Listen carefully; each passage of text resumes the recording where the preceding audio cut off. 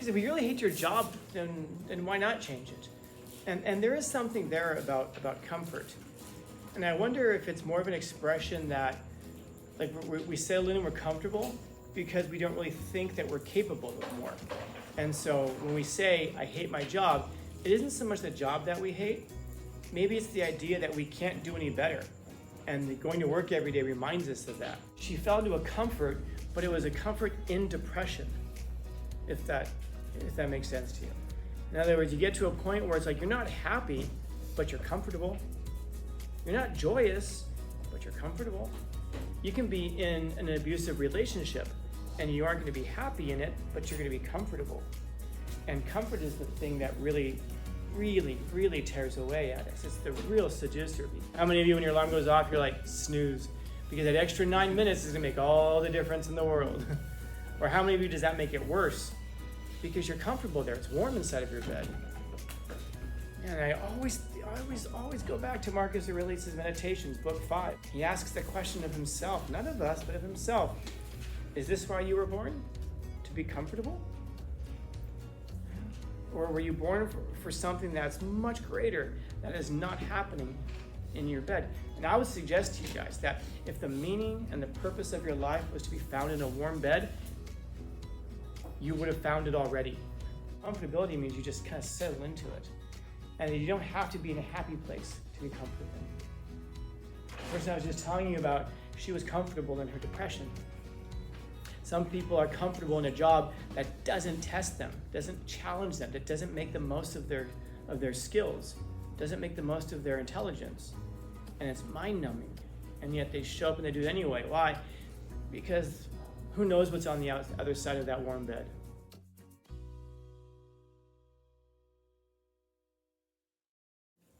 Because if you really hate your job, then why not change it? And there is something there about comfort. And I wonder if it's more of an expression that, like, we settle in and we're comfortable because we don't really think that we're capable of more.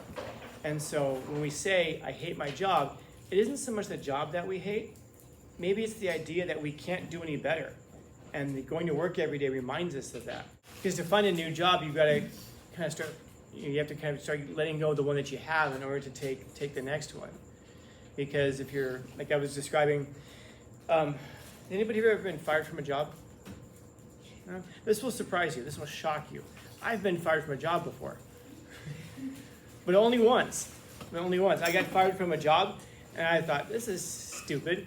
It was at a Domino's Pizza. And then the funny thing is that I ended up buying that Domino's Pizza later. So there's your big middle finger. That's how I got my start in business.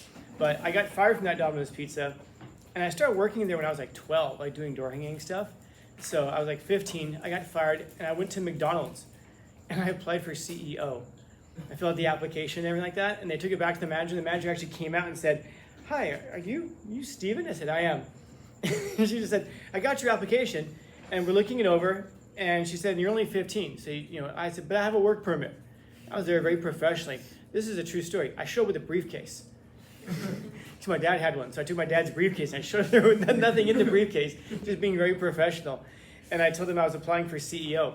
And that was written on the application. She said, yeah, we don't usually bring in the CEO applications through here. You usually have to apply through the main office. And I said, can I get the address from you? And it was like in wherever it was, like Michigan or wherever. It was somewhere far away. And I was like, oh, so I'd have to travel out there and deliver this. Because the way I could mail this. And she said, I don't think they're looking for a person right now. But, she said, if you come back when you're 16, we could probably get you a job working, in here. I'm like, I can't wait that long. I said, that's a year down the road. I need work now. Okay? What am I going to busy myself with? But I remember thinking at the time when I got fired, well, this is good. Because now this frees up like 20 hours a week where I can now go find the job I really, really want. And that's an easy way to think about it when you don't have a mortgage payment, I suppose. I mean, you don't have a car payment, and when you don't have kids to take care of.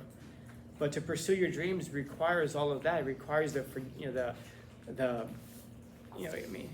again, life is suffering, man. You don't get to choose not to, but if you quit your job, maybe you can go pursue the dream that you really wanted to do. But in that process, if you have a family and people who depend on you, you're bringing them all along with you. And that's one of the really difficult parts about anchoring yourself to a family early on. And that doesn't mean, therefore, you shouldn't do it. It just means that there's that trade-off. Because then you're going to wonder your whole life, like, oh, well, what could I have been? And of course, what could you have been? Anything that you could imagine. Oh, if I didn't get married and have children when I was 21, I would have been president. I would have invented, I'd have cured cancer. Whatever grand thing you can imagine is what you would have been. Of course, what would you have been? Who knows? Just different. But that comfort thing, man, comfort, I was talking to someone last night about this. Like, comfort is an incredible seducer. I mean, I remember I told this story during second period. I'll tell you guys. I met this woman last night at my gym. I just changed gyms like 3 weeks ago. So I'm still meeting people at the new place where I am. And there's this woman who was there. And I met her once before at a tournament. I didn't realize who she was, what she did. But she was there last night, and she was a purple belt in jiu-jitsu. Purple belt's pretty advanced, so she's pretty good. I got to talking to her, and I'd said to her, I remember I met you at the Grappling X, but I've never seen you in here before. And she said, this is my first day back in over a year. I'm like, wow, what happened? And she said, I got comfortable. I stopped training, and I got comfortable, and I haven't been in, blah, blah. And then she told me why she stopped training. And I'm like, that's a little different from comfort, man. Long story short, she broke her back. And she was in a wheelchair. And the doctors didn't give her much of a chance of walking. They said, maybe a 20% chance you're ever going to walk again. And they said, run again? Oh, 10% maybe. And never run, just maybe light jog. And they said, jiu-jitsu? Never again, dude. Never again. She actually had surgeries to repair her back. She had one surgery. She might need a second one. They're going to see how it takes. And she was telling me about the injury that she had. And it was just like, my gosh, seriously? And so she said, yeah, and tonight's my first night back in over a year. Of course, the first night she shows up, what are we doing? We're doing takedowns. So you grab people and slam them on the mat. So that's the first night she's in. Welcome back. But when I was asking her what took her so long to come in, because I was kind of half joking, like, what took you so long to get in? And she said that that's what it was. She said it was a comfortability, but it was a comfortability that led to a depression. In other words, she would find herself waking up, because she was in the hospital for months doing rehab just so she could walk again. She was telling, because after you don't use your muscles for around 72 hours, they start to atrophy, they start getting weaker. And so one of the problems with space travel, by the way, you go out into space and you don't have any way to exercise yourself. You come back and your legs can't hold you up. So anyway, she had to do a whole bunch of rehab in the hospital, even learning how to walk again. And she said that the first time they told her to, she stood up to walk, they're holding her up, and she has to start to put pressure on her legs. And she says she can't. As soon as she takes one step, she starts to collapse. Which after a back surgery, that gets in your head, and all of a sudden it's like, oh my God, am I ever going to walk again?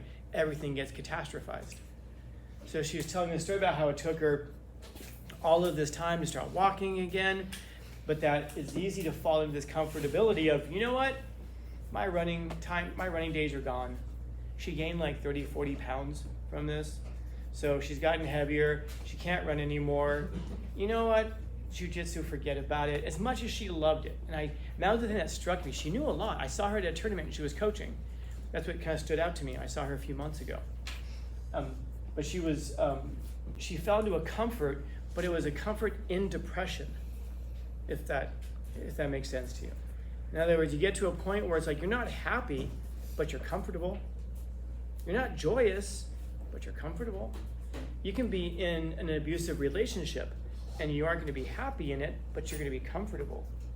And comfort is the thing that really, really, really tears away at us. It's the real seducer, because I don't think I need to tell you. You guys all come here in the morning. Many of you on time, I imagine. What time does your alarm go off? 4:30? 4:30? Perfect. 4:30 in the morning. When that alarm goes off, are you like, let's get at it? Let's go. What time do you get out of bed? 5 minutes. What time? 4:35. 4:35. 5 minutes. How long? 5 minutes. 5 minutes. Yeah. And that's pretty fast. How many of you, when your alarm goes off, you're like, snooze? Because that extra 9 minutes is going to make all the difference in the world. Or how many of you does that make it worse? Because you're comfortable there. It's warm inside of your bed. And I always go back to Marcus Aurelius' Meditations, book 5. That's the first thing I ever read from him, and he's talking exactly about that. He asks the question of himself, not of us, but of himself. Is this why you were born? To be comfortable? Or were you born for something that's much greater, that is not happening in your bed? And I would suggest to you guys that if the meaning and the purpose of your life was to be found in a warm bed, you would have found it already. Because you're there a lot. You're spending a lot of time there. If that was where you would find your meaning and purpose, underneath the sheets, oh, I found it. You would have found it by now. That tells you that it's not there. It's somewhere outside of it. 4:30, I wake up at 5:30, so you guys are up way before me. And what are you doing at 5:30 in the morning? Getting ready for school. Still getting ready, yeah. So they're getting ready. I'm laying there going like, hearing myself, you don't love yourself enough. Otherwise you would do what your nature demands. I'm pumping myself up with meditations every morning. Because that's what my alarm literally says when it goes off.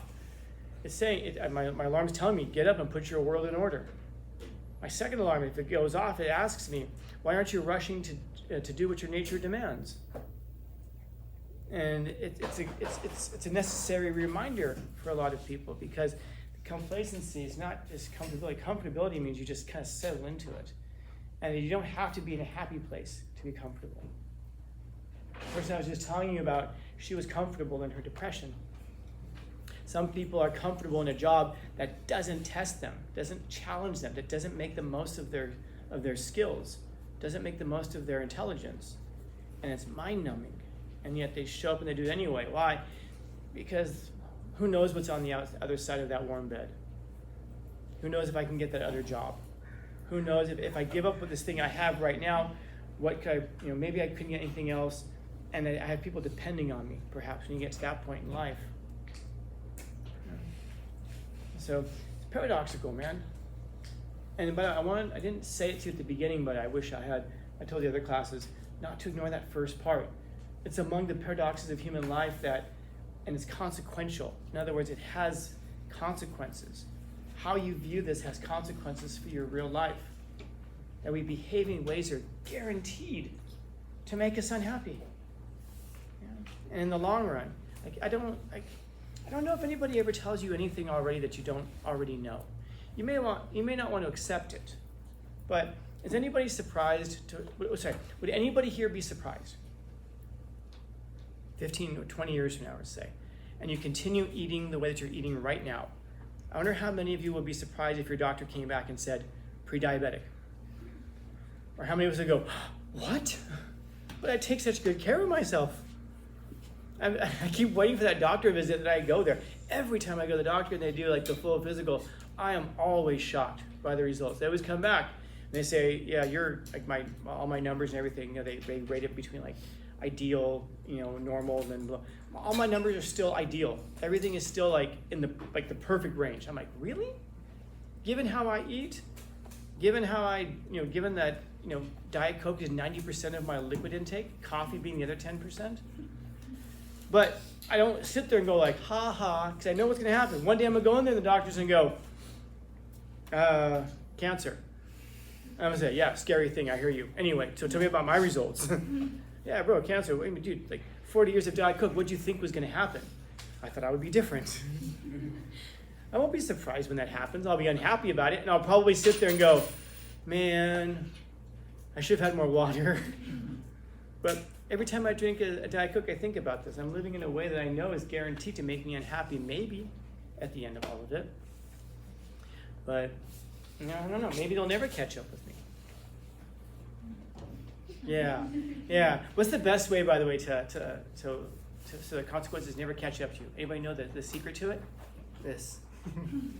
Just like if there's bad guys in the room, how do you avoid the bad guys? Where did he go? Just cover your eyes. Yeah. But everything catches up with us eventually. We're all running away from time. And we're all running away from the consequences of time. Now, I understand some people will say, but everything's going to kill you eventually. No, not water. Not fruits and vegetables. But, I wonder how many of you will be shocked by that diagnosis someday. I wonder how many of you are going to be shocked by that diagnosis someday when you go to the doctor and the doctor's trying to explain to you.